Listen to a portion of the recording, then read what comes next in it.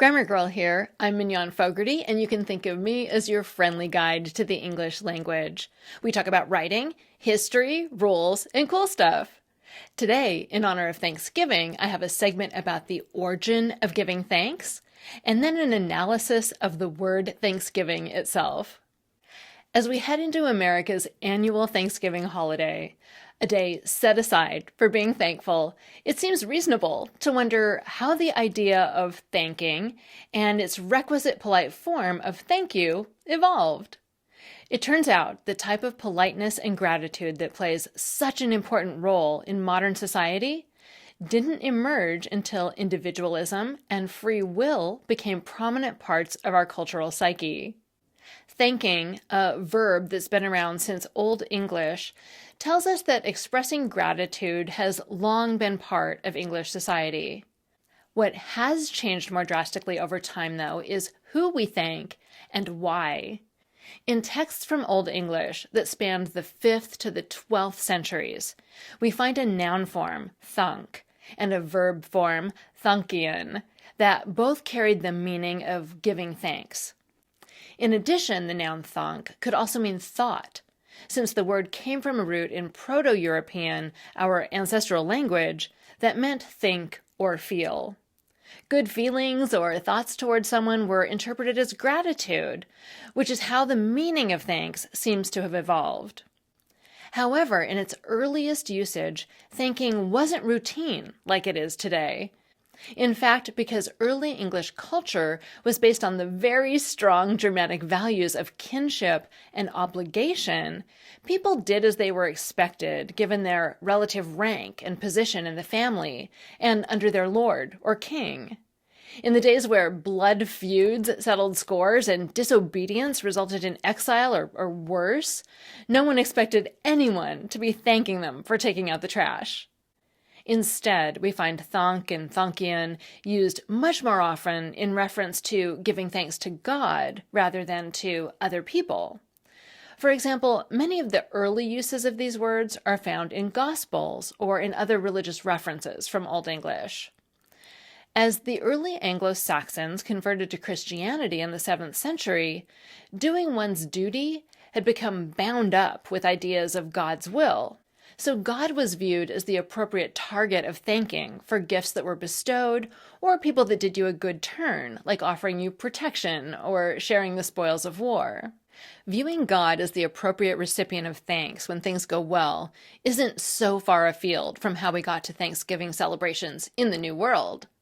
A similar motivation to give thanks to God is what drove the early Thanksgiving feasts in the 16th and 17th centuries, and it was also integral to George Washington's proclamation of a day for public thanksgiving and prayer in 1789.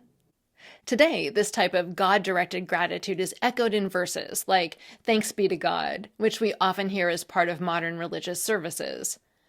But how did we go from rare and religious thanks to the modern thank you that we throw around so easily today? Well, a somewhat more modern approach to manners and courtesy was introduced into the English court when the French-speaking Normans took over in 1066. During the ensuing period, showing verbal deference and respect to those of high rank became important. But even with this turn toward politic behavior, expressing gratitude to each other, using the phrase thank you, didn't really get going until after about 1400.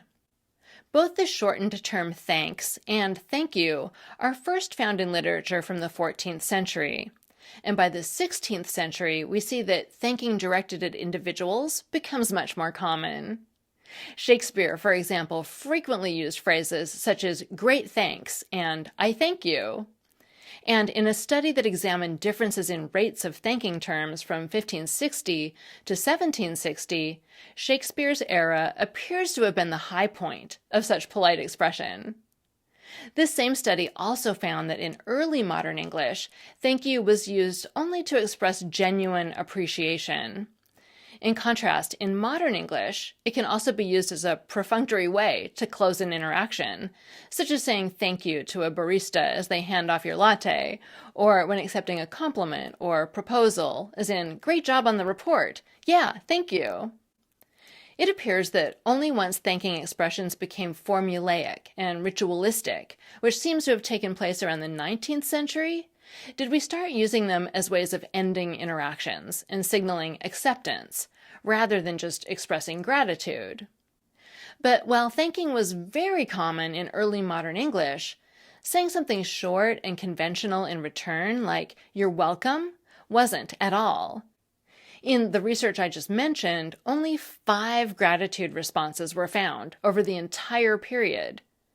But as we near the 18th century, we find that extremely long and elaborate forms of responding become par for the course, as were paragraph-long expositions that were very ceremonious expressions of thanks, like this example from a paper by Tavitsinen and Jucker. "Sir, your goodness hath forced me to a silence that I am not able to render you sufficient thanks for so great a favor." As with our abbreviated thank you, ritualistic gratitude responders, things like "you're welcome" or "no problem," didn't become part of our regular gratitude routine before the 19th century. This is likely because up through the 18th century, politeness was more focused on ceremony and courteous formality, and directed particularly toward one's social betters. In our modern politeness culture, we've shifted toward using polite speech that recognizes and tries to offset the potential for imposing on others in a more democratic way. In earlier periods, obligation was part of one's lot in life, and personal freedom much less valued. So politeness routines in those eras reflected a focus on ego enhancement and deference. For example, "My kind sir, I am but your humble servant." As class differences decreased and attention to individual rights and free will increased, we spent less time flattering and more time making sure we didn't step on each other's toes. The increase in expressions like "no worries" or "no problem" over the past century reflect this shift in our attitudes toward politeness. Now we're paying attention to non-imposition instead of deferring to social superiors. Does this mean we've become less polite? Well, not really. It just means our focus has changed from valuing social regard and submission to valuing egalitarianism and individualism. Whether you consider this to be more or less polite is really a question of relativism. In the end, gratitude seems to have been part of English since English began. What has changed is what we most value and to whom we direct our thanks. The lesson being that giving thanks doesn't have to be the same thing or involve the same linguistic practice for everyone. Though the who and the why might have changed over the centuries, the history of the word thanks shows us that gratitude is simply having good thoughts and feelings toward one another, something it seems we could all use a bit more of every day and not just on the holidays. That segment was written by Valerie Fridland, a professor of linguistics at the University of Nevada in Reno, and the author of the forthcoming book, Like Literally Dude, all about the speech habits we love to hate. You can find her at valeriefridland.com or on Twitter at FridlandValerie. I hope all of you in the United States are planning to have a happy Thanksgiving, or as some like to say, a happy Turkey Day, or as I like to think of it, Happy Gerund Appreciation Day. What better time to appreciate the English gerund than on a day that's been singled out for giving thanks, and whose name is a gerund? A gerund, in case you're wondering, is a noun formed by taking a verb and adding the suffix ing. The gerund form of give, for example, is giving. And if you're a true grammar lover, you may remember that the ing form of a verb can also be a present participle, another funny-sounding name. This is always true, even for the most irregular verb in the language, be. The form being is both a gerund and a present participle. So how can you tell whether you're dealing with a gerund or a present participle? Well, it's not always easy. In fact, some linguists even argue that it doesn't make sense to have different names for these verb forms, and that we should just call the ing form the even longer and funnier name a gerund participle. For now, we'll just stick with gerunds and leave present participles for another episode, such as the old episode on dangling participles, episode 688 from May 2019. Now, the gerund may be a noun formed from a verb, but that's not the end of the story. Even though a gerund is a noun, sometimes it acts more like a noun, and sometimes it acts more like a verb. Here's a sentence with a really nouny gerund.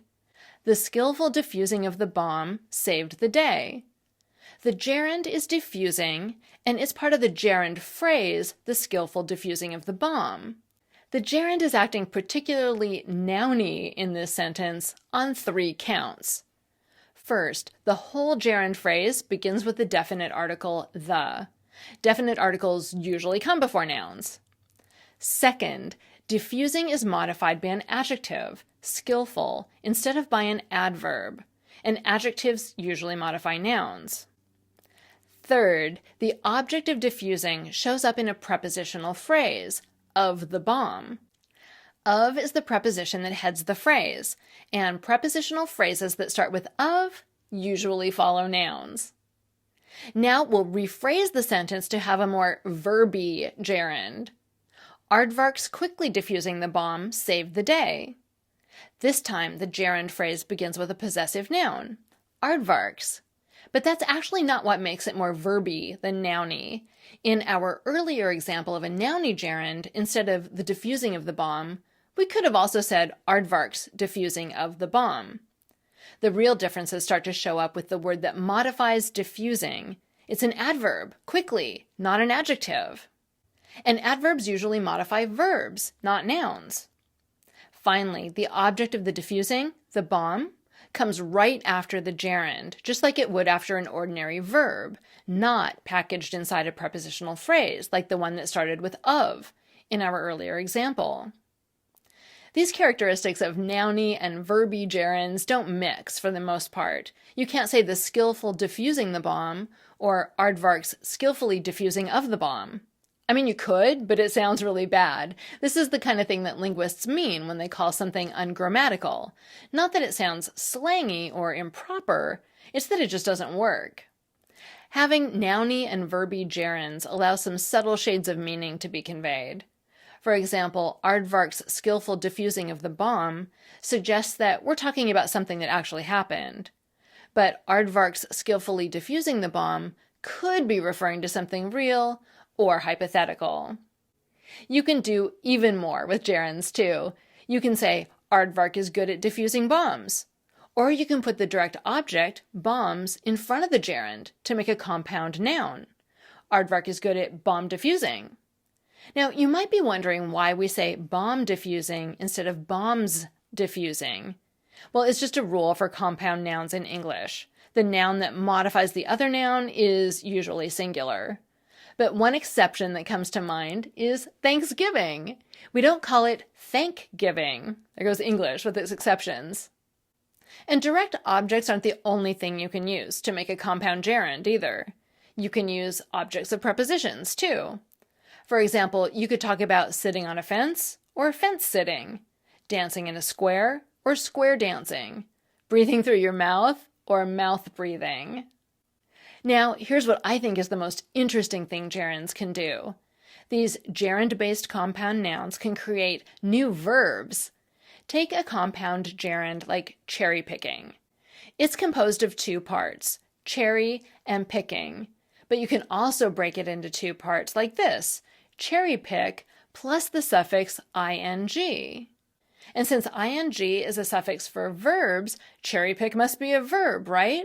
Presto! A new verb is born, and we can talk about bad scientists who cherry-pick their data and insurance companies that cherry-pick the healthiest customers. Linguists call this kind of process reanalysis. It also happens with agentive verbal nouns such as bartender and babysitter, and has given us numerous verbs such as bartend, babysit, windsurf, and Christmas shop. The new verbs aren't always pretty, though. One of my least favorites is problem solve. Not every compound noun with a gerund gets reanalyzed, though. I get some pretty strange looks if, as my family gathers around the dinner table, I say, let us thanks give, instead of let us give thanks. And I will give thanks for all of you who listen to this show every week. That segment was written by Neil Whitman, an independent writer and consultant specializing in language and grammar, and a member of the Reynoldsburg, Ohio School Board. You can search for him by name on Facebook or find him on Twitter as Literal Minded and on his blog at literalminded.wordpress.com. Grammar Girl is a quick and dirty tips podcast, thanks to my audio engineer Nathan Semes and my editor Adam Cecil. Our ad operations specialist is Morgan Christianson, and our marketing and publicity assistant is Davina Tomlin, who's currently prepping their second fusion dance DJ set. Our digital operations specialist is Holly Hutchings, and our intern is Kamryn Lacy. And I'm Mignon Fogarty, better known as Grammar Girl. That's all. Thanks for listening.